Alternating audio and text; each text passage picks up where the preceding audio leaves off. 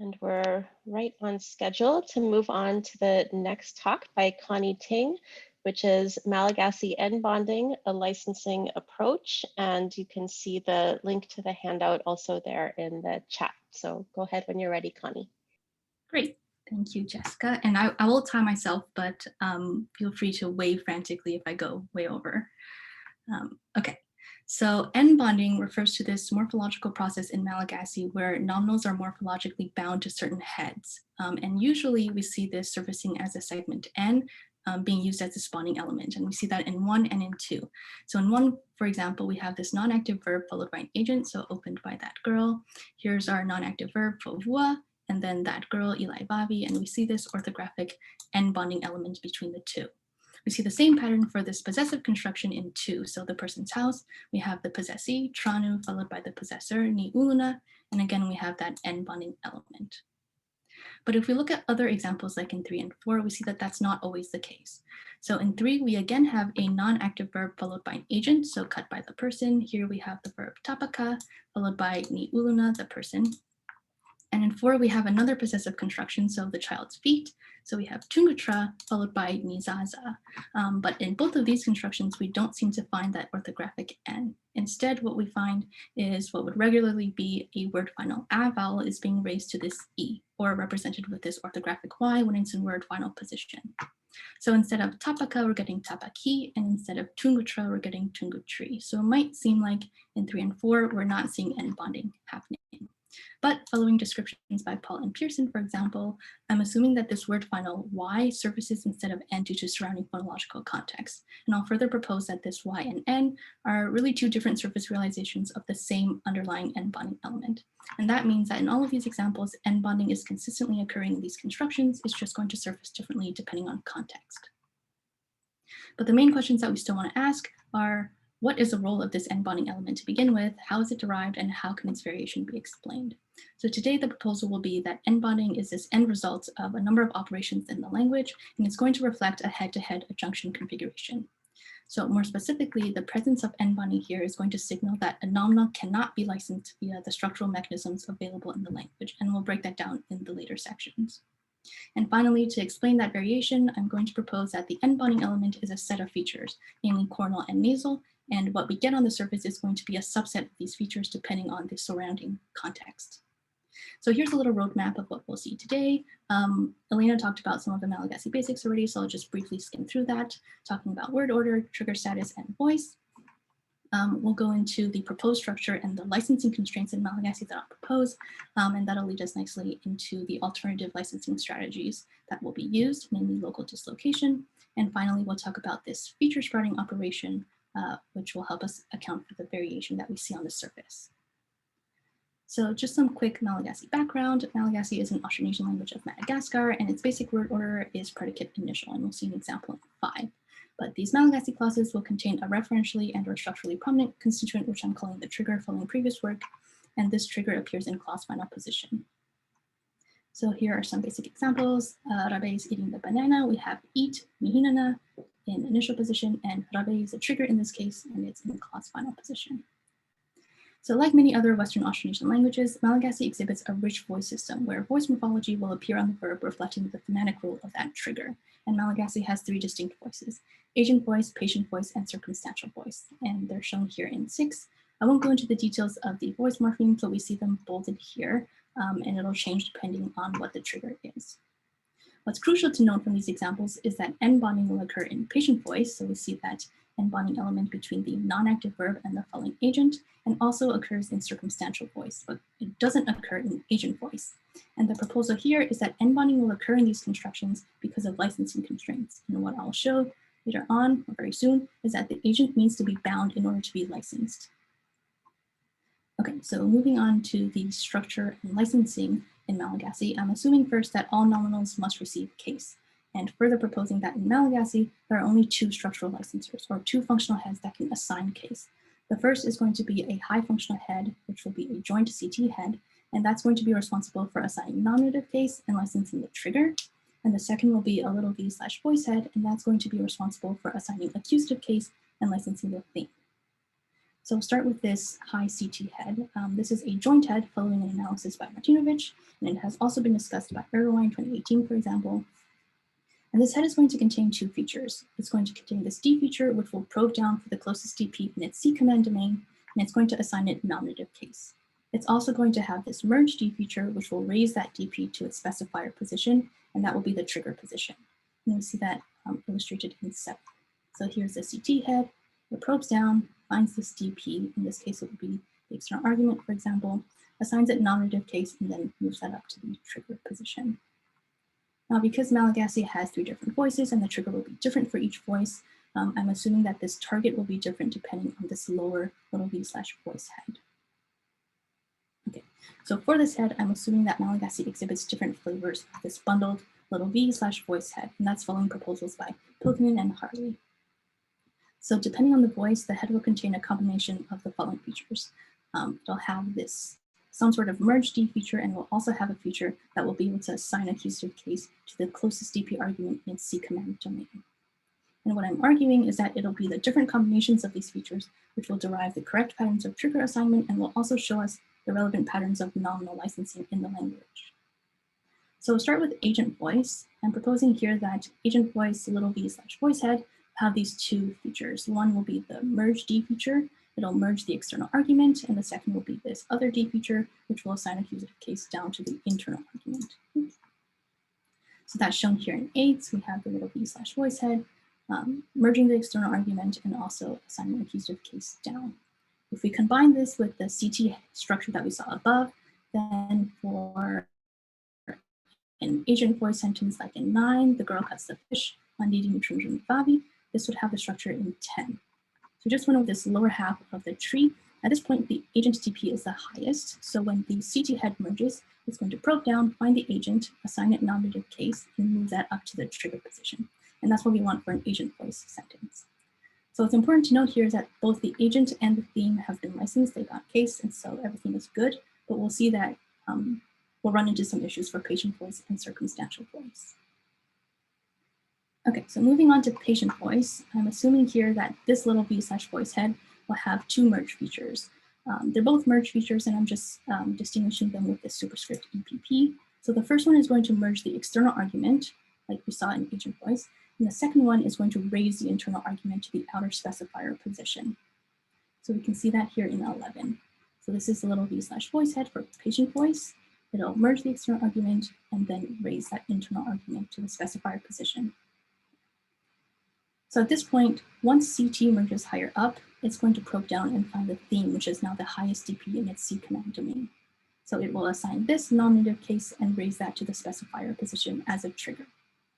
And that's what we want for a theme topic sentence. But the key issue here is that this DP agent now is left unlicensed, right? Because the theme has raised above it, essentially blocking it from getting nominative case. And we'll see that the same problem arises for circumstantial voice. In this voice, it's a nominal other than the agent or theme that becomes a trigger.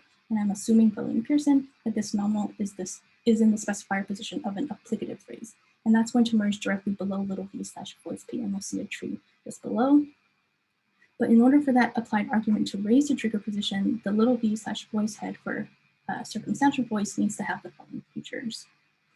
So the first is going to be, again, that merge D feature that will merge the external argument as we saw before. The second will be the second merge D feature, and that's going to raise the applied argument to the outer specifier position of little v/voice p. And third, it will also have this D feature, which will assign accusative case to the internal argument. So essentially, for circumstantial voice, this little v/voice head is going to be a combination of both agent voice and patient voice, right? It'll be able to do both of these things, raise an argument and also assign accusative case down. And we can see this circumstantial voice structure in 12. So here's a little v/voice head. It'll merge the external argument, raise the applied argument, and then assign accusative case down. Just zoom out a little. So at this point, once the CT head merges higher up, the applied argument will be the highest DP in its C command domain. So it's going to receive nominative case and be raised to the trigger position, which is again what we want for a circumstantial voice sentence, but we run into the same issue as in patient voice. The DP agent here is left unlicensed. Okay, So the main pattern that we're seeing is nominative case is available only to the trigger, accusative case is available only to the internal argument, and so any argument that's not in one of those two positions will be left stranded. Okay. We see that that will always be the case for agents in patient voice and circumstantial voice, and this is exactly the context where N-bonding occurs. Okay. We can now take this analysis and extend it to the nominal domain. So under this analysis, only nominative and accusative case are available, and so N-bonding should occur whenever a nominal can't receive either one of those. We saw very early on that N-bonding also occurs in possessive constructions, so I'm repeating that example here in 13. We have the person's house, Tranu ni Una, and again, we're finding that N-bonding element binding the two things, and usually the possessor is typically described as appearing in the genitive. But if we extend the analysis that we've seen so far to the nominal domain, then the presence of N-bonding in an example like 13 should signal that this nominal actually cannot be licensed. Or in other words, we can propose that there is an absence of abstract genitive case. And some additional support for this licensing account for N-bonding comes from the distribution of noun complements to adjectives, which in Malagasy can occur in one of three different forms. And we'll see that below in 14. So one, the noun can appear in the accusative case, like we see in 14a. Two, a preposition can appear between the adjective and noun. And again, the noun is appearing in the accusative case, so that's here in B. Or the third option is for that noun to appear in the genitive case. That's shown here in C. Crucially, when we look at this distribution of these examples, we see that N-bonding occurs only in this third case, where the complement appears in the so-called genitive case. But if there's no abstract genitive case available, then the pattern that we're seeing for N-bonding is consistent through all of the examples we've seen so far. Okay, so here's a brief interim summary. I propose that there are two structural licensors in Malagasy. It's this high CT head and this lower little v/voice head, and N-bonding will occur when a nominal can't be structurally licensed by one of those. It occurs for the agent in patient voice and in circumstantial voice because the agent doesn't become the trigger if something else has raised above it and blocks it from getting nominative case. We also found the same patterns in the nominal domain when that nominal complement can't be licensed by its respective head.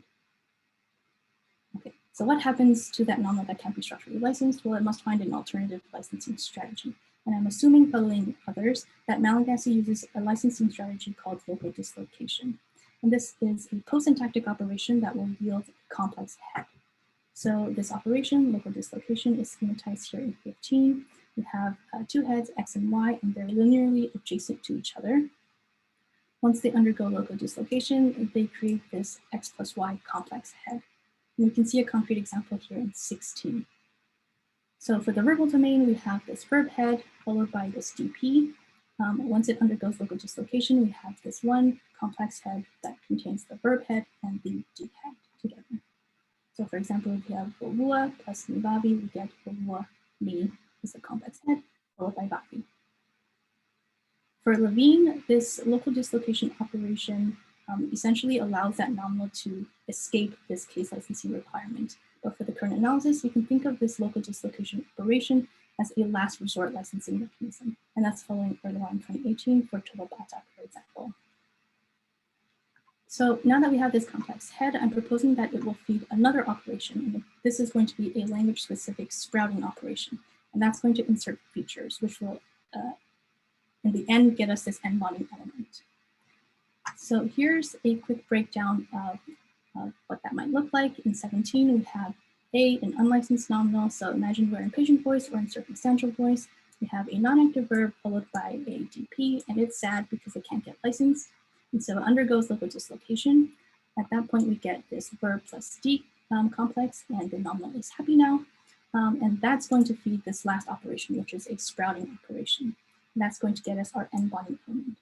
So at this point, we know how the N-bonding element gets there, but we still need to answer the question of why is there phonological variation? So recall the data from 1 to 4, which I'm repeating below here. The question is, why in 18 and 19 are we getting this N segment or element, but in 20 and 21, we're getting this orthographic Y, or this LE. So the proposal here is that when sprouting occurs as this final step here, what's really being inserted is a bundle of features, meaning coronal and nasal. And what we get on the surface needs to conform to Malagasy syllable structure, which is strictly CV or consonant vowel. So below, I'm going to show two examples The first one in 22 is going to be when the features are allowed to surface as N, and that's going to happen when the preceding segment is a vowel. So we have the same breakdown. We have an unlicensed nominal here, Eli Bobby. It undergoes local dislocation, so we get this complex head Rua plus Eli. We undergo the sprouting operation, and now we can specify that it's a coronal and a nasal feature. And because the preceding segment is this vowel A, it's okay for us to surface this as the segment N, because we're still getting CB all the way through, and everything is fine. But when the preceding segment is a non-continuant consonant, both of those features can't be realized without disrupting that CB syllable structure, and so something goes wrong. What I'm proposing here is that only the coronal feature will survive, and that's going to surface as the coronal vowel E. So here's another breakdown in 23. This time we have Tungatra, which ends in a non-continuant consonant, undergoes local dislocations. We have Tungatra plus Ni. Once we sprout the coronal and nasal features here, we can't surface this as the N because then we would have a complex consonant cluster there. Instead, we just survive this coronal feature. And on the surface, what we get is Tungutri. Okay, so I have here some remaining questions out of many, but the first has to do with how we can generalize N-bonding in the language. So if head-to-head junction configurations feed N-bonding, then we expect to find other places where N-bonding occurs in the language. And some preliminary data from linking compounds does support this proposal, but there are other types of compounds that will need to be considered that might not necessarily fit this pattern. The second set of questions has more to do with the phonological variation. So certainly a more detailed analysis of the phonological constraints and the ordering of these operations is needed to understand the variation of the N-bonding element. This is especially relevant for final syllables like ka and tra, which are so-called weak final syllables. That's because we have cases like in 24, which seem very puzzling to me. So if you have some comments or suggestions for how to look at this, please let me know. But in 24, we have this non-active verb no, fantatra, and we have a following agent, uluna. So this is exactly a context where we expect N-bonding to occur, and we don't get a surface Y or a surface N. Right? So we get fantatra uluna, but not fantatri uluna, for example. It's interesting also because a similar puzzle is found for pronouns. So descriptions of Malagasy usually indicate a genitive pronoun series that's indicated here on the right. And this series will alternate between two different forms, one that has an initial N, like Ntsika, and one that doesn't, so just Tsika. And the current analysis could account for this alternation by proposing that there's really just one underlying form of the pronouns, that's the one without the initial N, so just Tsika. And whenever the N appears, that's just the N-bonding element, which will surface under the right phonological conditions. But again, we're running into examples where we might expect N-bonding to occur, but neither the N nor the Y surfaces. And I'm showing an example here in 25. So here we have Tungatra plus Tsika, and this is a context where we expect N-bonding to occur. But we don't seem to get Tungutri Tsika, which would be fine for syllable structure. We also don't get Tungu Ntsika, which would also be fine for syllable structure. And this could be just because of the rule ordering. So this needs to be further investigated as well. Okay, just to briefly summarize, what I proposed here today is that N-bonding can be described as a reflection of a head-to-head adjunction configuration. And this is going to be the end result of two operations. The first one is going to be this local dislocation operation. That's going to create the head-to-head adjunction, which is used in Malagasy to post-syntactically license a nominal that couldn't have otherwise been licensed with those structural licensing mechanisms we talked about earlier. The second is a sprouting operation, and this is fed by this head-to-head configuration, and it's going to sprout what we need for the N-bonding element. And finally, to account for that variation, I proposed that what's really being sprouted is a bundle of features, namely coronal and nasal. And what we get on the surface, the N or the Y, is a subset of those features depending on surrounding phonological context. So what do we get from this proposal? First, a unified account of N-bonding with this licensing approach, which we can use both across the verbal and nominal domain. Secondly, we have some supporting evidence for the absence of abstract genitive case, which has been discussed before by Peter in 2005. And finally, we have a start to this phonological analysis which can account for the variation in N-bonding, or start to account for this variation. And we also additionally have some simplified view of the distribution of bound pronouns in Malagasy. Okay. I've listed some implications and future directions here, and although Jessica is not waving frantically, I see that I'm out of time, so I'll just stop here, and I'm happy to take questions. Thank you.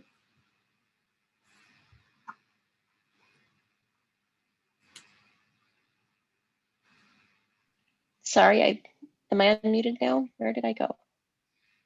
Yes, I'm unmuted. Thank you, Connie. Okay, so let's see. I see a few different hands. Austin, go ahead, please. Thank you for a great talk. I apologize, it was actually a mistake on my end. I meant to applaud. I don't have a question yet, but just will use the opportunity to submit a comment that, yeah, it was very interesting. And yeah, we'll look forward to discussions of these alternative licensing strategies if folks have other comments related to Austronesian languages here. Thanks. Okay, let's move on to Edith. Hi, that was a really, really good talk. It's really nice and refreshing to see just a straight up analysis of what's really going on in Malagasy without too much distraction by the trying to figure out what the voice morphemes are. So I know that Mitchell has been developing an analysis which takes as its starting point ideas from my dissertation and also some of my that also dovetails. Some of it's his own and some of it is very similar to what I have been doing for several years now. But that is the strict locality between DPs for movement into the C/TP layer. Really, that's great to see you implementing that idea. And also I really like your approach to the licensing of the non-nominative agent. And I just want to, since you're still looking at how you might explain this, its distribution, and what it means and why this happens, historically, what I've proposed for why this happens. So in my implementation of these ideas that you presented today, when the lower argument moves over the external argument, yes, it blocks the licensing for, so there is a competition, right? Because of the strict locality, that there's only one licensor outside of the lower phase for a DP. So either the subject gets that or a lower argument can get that, and that accounts for the flip-flop between the actor voice and non-actor voice constructions. So what I think this comes from, and the very fact that, so the exceptional licensor for the external argument, when an object moves over it and sucks up the nominative case, is it comes from a genitive. So the diachronic origin of the non-actor voice constructions in the Malayo-Polynesian languages is an embedded nominalization historically. And the strict locality between DPs that goes back to Proto-Austronesian forces a nominalization strategy when you move a lower argument over the subject, because the subject can no longer get nominative case. So that's just a suggestion, and you can, consider that if you want. All right, thanks. Really, really great talk. Very nice and clear. Great, thank you so much. Matt, go ahead. Thank you. Thanks, Connie, for the talk. It's really great stuff. I had a couple thoughts about 24 and 25B.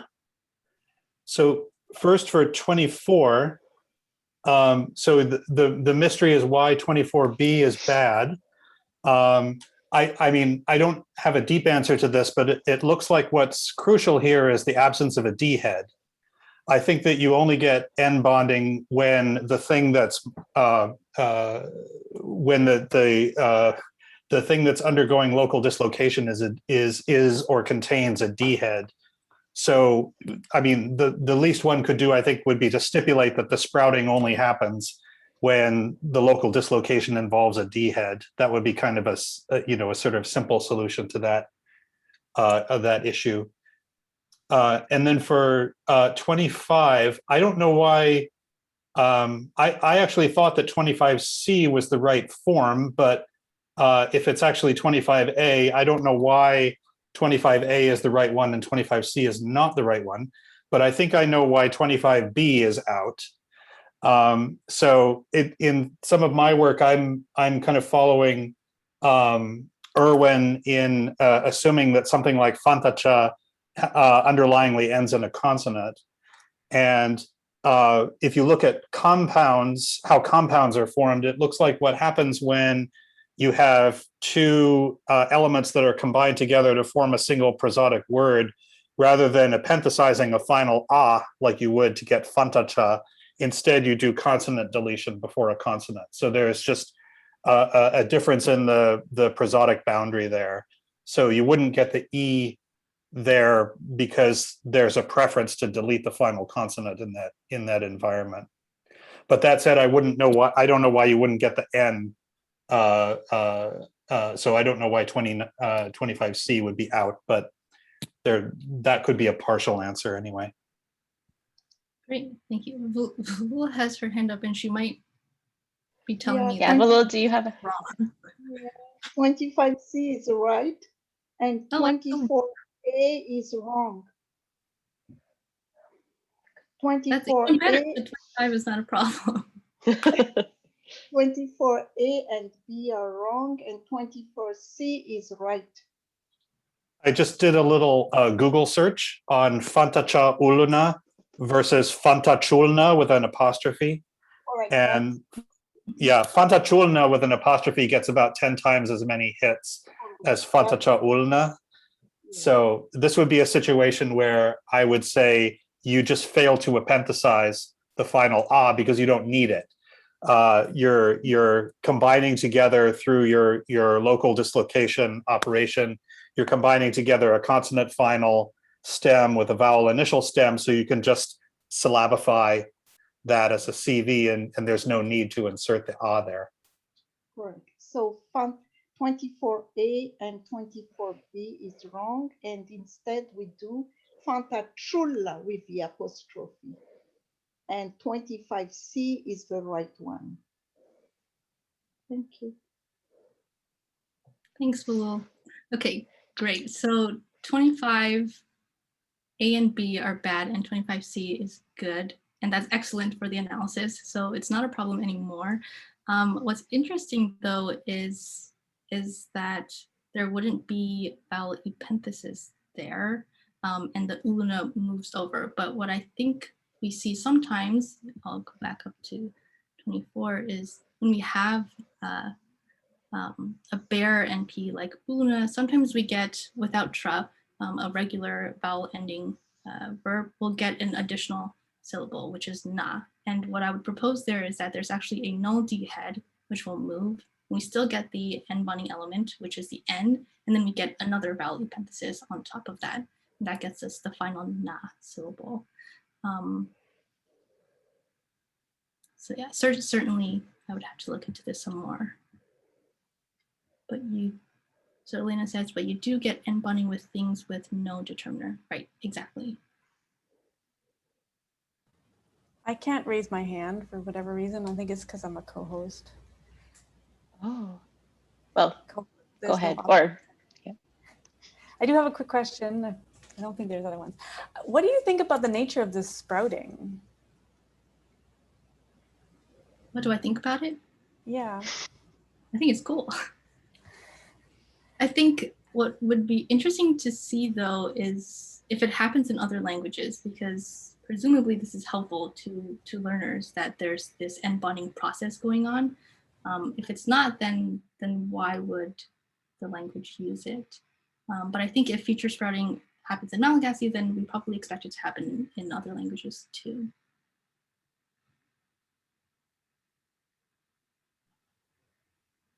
Okay, we're basically right on time. So let's thank our speaker, Thanks, Connie. And we have another 15-minute break. So please come back at 30 minutes past the hour, whatever your hour is.